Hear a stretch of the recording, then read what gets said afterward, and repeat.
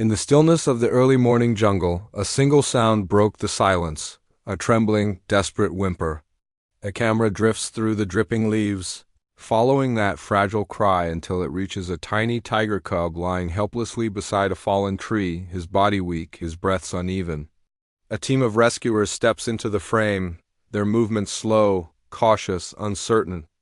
What they don't see, but the audience does, is the massive silhouette of the mother tiger hidden in the shadows, her golden eyes burning with fear and fury. In those first few seconds, the air feels heavy, as if the entire forest is holding its breath, waiting to see what happens when a terrified mother and determined humans collide. The narrator's voice rises softly. In the heart of this jungle, a mother was preparing to fight the world. Until the truth revealed itself, and just as the rescuers kneel near the cub, the tiger steps out, growling, a single heartbeat away from charging, before the screen cuts to black. As the story begins, the camera pans across the dense forest, setting the stage for a rescue mission unlike any other. The narrator explains how rangers discovered the injured cub shortly after a small landslide, likely caused by overnight rains. The cub's leg was twisted painfully beneath a broken branch, and his tiny cries carried far through the forest. The rescuers knew one truth: wherever there is a cub, the mother is never far behind. Their every movement is careful. Their voices are low, almost whispers, as they survey the area. Meanwhile, unseen by them, the tigress circles from a distance, frantic, confused, and terrified of losing her baby. Her pacing leaves deep prints in the mud, her breathing sharp, defensive, and full of desperation. The narrator adds weight to the moment. The cub's condition is worsening with every passing minute, yet getting close enough to help him may provoke the full force of his mother's rage. The tension builds with each step the humans take toward the cub, every leaf rustle becoming louder, every shadow feeling alive. And as the rescuers prepare their medical kit, one question hangs in the air like a tightening rope. What happens when a mother's instinct meets a human's attempt to save her child? The rescuers inch forward, boots sinking softly into the damp forest floor as they approach the wounded cub.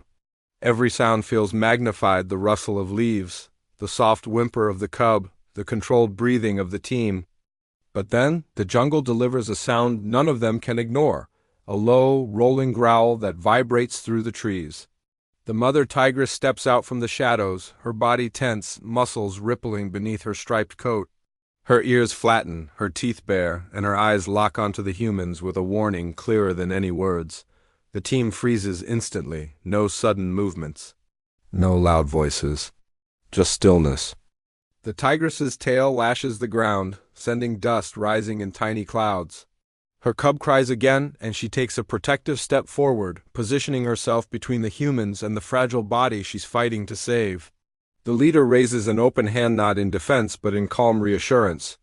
They kneel slowly, showing they carry no weapons, only bandages and tools. But the tigress doesn't trust symbols. She trusts instinct. And her instinct screams danger. For a long moment, the jungle holds a fragile, balanced mother and humans locked in a silent, trembling standoff. The air thickens with tension as the rescuers remain perfectly still, letting the tigress observe them. She growls again, but this time it's less forceful, more conflicted. She studies their hands, their posture, the way they keep lowering themselves instead of rising like predators. One rescuer slowly places a bandage roll on the ground and steps back. The tigress's eyes dart to it, confusion flickering across her face. She glances toward her cub, who lets out a sharp, pained cry. That cry changes everything. Her fierce expression softens just slightly as she turns to nudge the cub with her nose, torn between comforting him and keeping her guard raised. The rescuers see the opening, not to approach recklessly, but to show intention. One of them extends a water bottle a few inches forward and backs away again. The tigress watches every motion like a puzzle she's trying desperately to solve. She paces once, twice, then stops. Her growl lowers to a rumble. She is no longer preparing to attack, but she is not ready to trust. The forest feels it too. Birds go silent, leaves barely move. Something inside her begins to question. Are these creatures trying to hurt my baby? Or help him?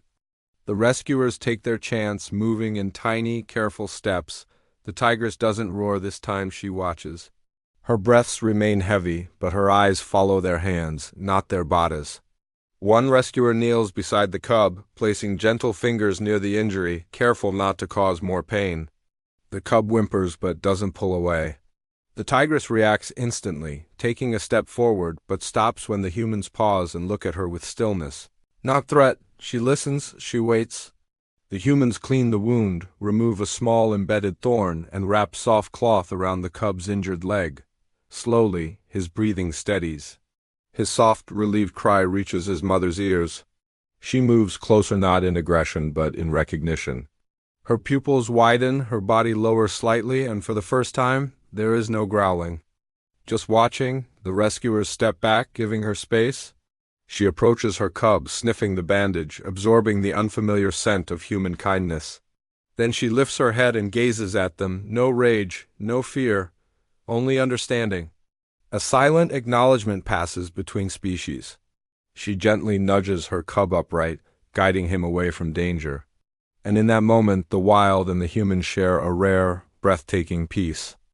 As the rescuers slowly retreat, the forest seems to breathe again.